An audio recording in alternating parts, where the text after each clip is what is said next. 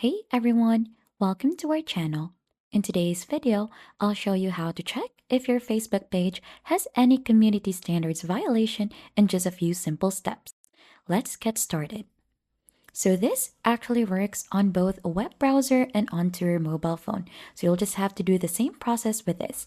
So first, if you're onto your PC, open your web browser and go to facebook.com and log in with the account that has admin access to the Facebook page you want to check.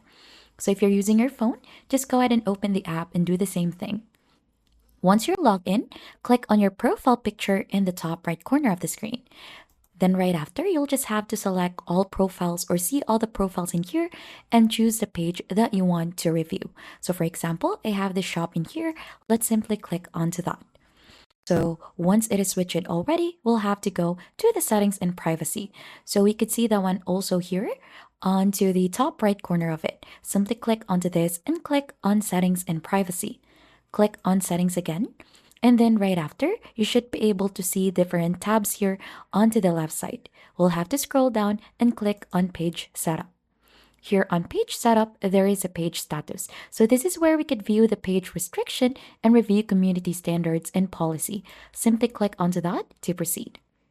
So as you can see, here under community standards violation, we have good news and there are no violations to show.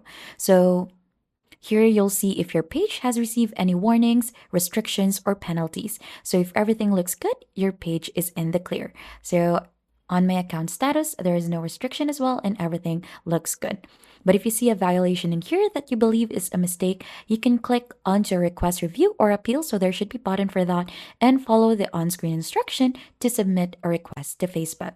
And that is basically it. Now you know how to check if your Facebook page has any community standards violation.